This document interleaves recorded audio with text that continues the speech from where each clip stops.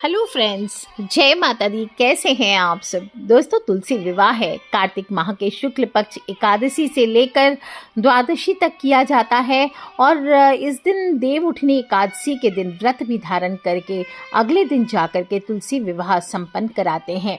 तुलसी विवाह करवाने से कन्यादान के समान पुण्य फलों की प्राप्ति होती है। व्यक्ति के सभी प्रकार के पापों का नाश होता है। भगवान विष्णु माता तुलसी की विशेष कृपा प्राप्त होती है। तो आइए सुनते हैं आज तुलसी एकादशी पर माँ तुलसी के विवाह की कथा। कथा के अनुसार सावर्णी मुनि की पुत्री तुलसी, जिनका नाम वृंदा था, अपूर्व सुंदरी थी। उनकी इच्छा थी कि उनका विवाह भगवान श्रीमन नारायण के साथ हो। इसलिए उन्होंने नारायण पर्वत की घाटी में स्थित बद्री वन में घोर तपस्या की।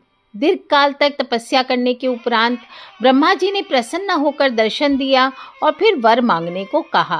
तुलसी ने कहा, हे सृष्टिकर्ता ब्रह्मा, आप तो अंतर्यामी हैं, सबके मन की बात को जानने वाले हैं। फिर भी मैं अपनी इच्छा को बतलाती हूँ।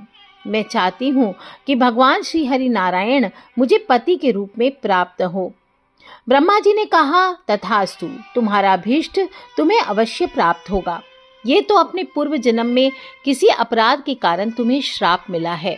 इसी प्रकार भगवान श्रीमन नारायण के एक पार्षद को भी दानव कुल में जन्म लेने का श्राप मिला है और दानव कुल में जन्म लेने के बाद भी उसमें श्री नारायण का अंश विद्यमान होगा। इसलिए इस जन्म में पूर्व जन्म के पापों के शमन के लिए संपूर्ण नारायण तो नहीं, लेकिन नारायण के अंश से युक्त दानव कुल में जन्मे उस श्रापग्रस्त पार्षद से तुम्हारा विवाह अवश्य होगा। श्राप मुक्त होने पर भगवान श्री नारायण सदा सर्वदा के लिए तुम्हारे पति हो जाएंगे। और तुलसी जी ने ब्रह्मा जी के इस वरदान को स्वीकार किया, क्योंकि मानव कुल में जन्म के कारण उन्हें मायावी भोग तो भोगना ही था। तुलसी जी बद्रीवन में रहने लगी और नारायण का वह पार्षद दानव कुल में शंखचूड़ के नाम से उत्पन्न हुआ। उसे जालंधर भी कहा गया और कुछ दिनों के बाद वो भ्रमण करता हुआ बजरी वन में आया। वहां तुलसी को देखते ही उस पर मंत्र मुग्ध हो गया और तुलसी के सामने उसने अपने साथ विवाह का प्रस्ताव रख दिया।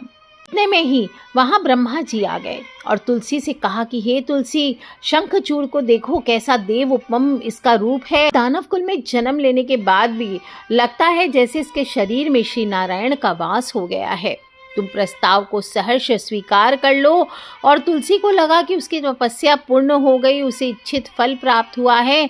वह शंखचूड़ के साथ गंधर्व विवाह करने राजी हो गई और शंखचूड़ के साथ पत्नी बनकर फिर उसके महल में रहने लगी। शंखचूड़ ने अपनी परम सुंदरी सती साध्वी पत्नी तुलसी के साथ बहुत दिनों तक राज्य किया। उसने अपने राज्य का इतना विस्तार कर लिया कि देवलोक तक उसके सभी लोग अधीन हो गए और स्वर्ग का सुख भोगने वाले देवताओं की दशा भिखारियों के समान हो गई। शंखचूड़ किसी को कष्ट नहीं देता था, पर अधिकार और राज्य छीन जाने से सारे देवता मिलकर ब्रह्मा, विष्णु और शिव के सभा में गए तथा अपनी विपत्ति को सुनाई।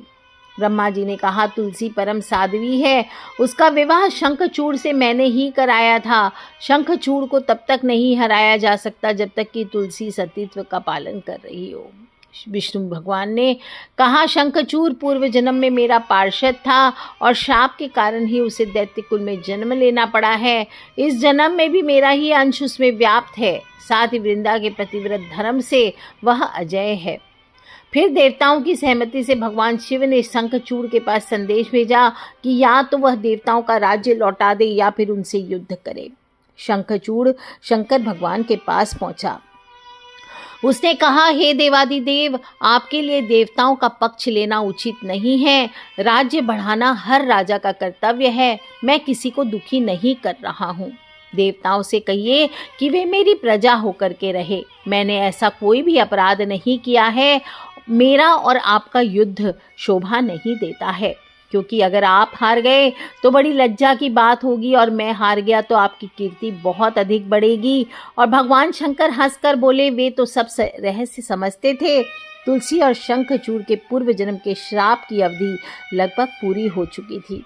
बोले, इसमें कीर्ति और लज्जा की कोई बात नहीं। तुम देवों के राज्य को लौटाकर उन्हें उनके पद पर प्रतिष्ठित कर दो और युद्ध से बचने का एकमात्र यही उपाय है।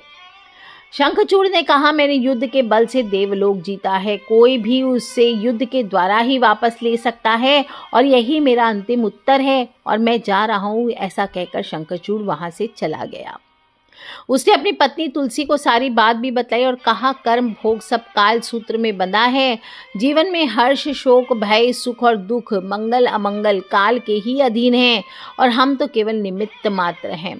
संभव है भगवान शिव देवों का पक्ष लेकर मुझसे युद्ध करें तो तुम चिंता मत करना, तुम्हारा सती तेज मेरी रक्षा करेगा। दूसरे दिन भगवान शंकर के नेतृत्व में देवताओं ने युद्ध छेड़ दिया। शंखचूड़ ने भीषण बाणों की वर्षा कर उनका वेग रोका।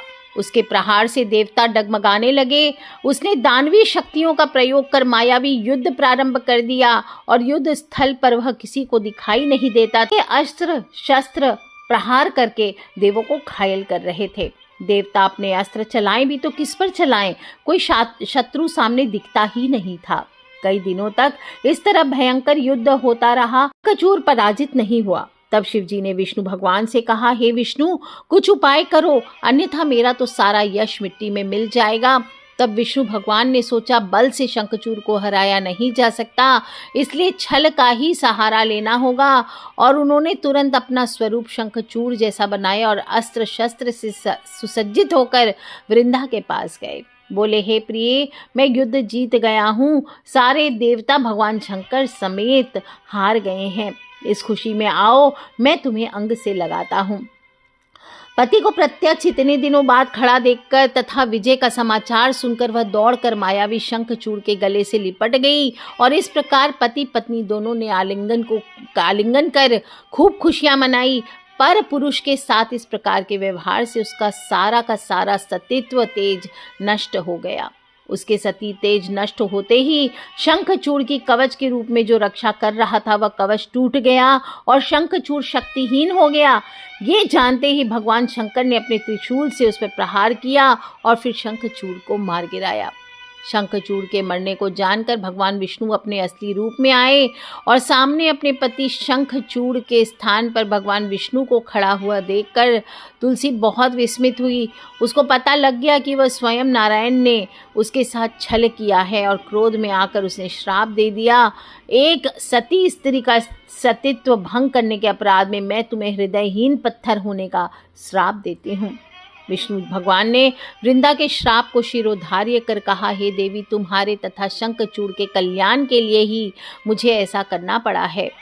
तुम दोनों को श्राप मुक्त करना था। तुम भी अब शरीर त्याग कर तुलसी बिरवा के रूप में जन्म लोगी और मेरी पूजा तुलसी दल से की जाएगी। मैं शालिग्राम पत्थर के रूप में सदा रहूंगा।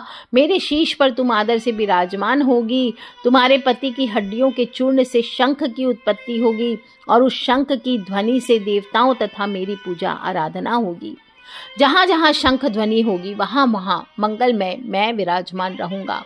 तुमने पूर्व जन्म में बद्रीवन में तपस्या की थी मुझे पाने के लिए। अब अगले जन्म में मैं नारायण प्रशस्त रूप में बद्रीवन में स्थापित हो जाऊंगा और मेरी पूजा अर्चना फल फूल से ना हमारे तुलसी दल से होगी। मेरे शरीर पर विराजमान होकर तुम मुझसे भी ऊंचा पद प्राप्त करोगी। हे वृंदा, तुम अपने सतीत्व के कारण मुझे लक्ष्मी से भी अधिक प्रिय हो गई हो। अब तुम तुलसी के रूप में सदा मेरे साथ रहोगी और जो भी मनुष्य मेरे शालिग्राम रूप के साथ तुलसी का विवाह करेगा उसे इस लोक और परलोक में विपुल यश की प्राप्ति होगी।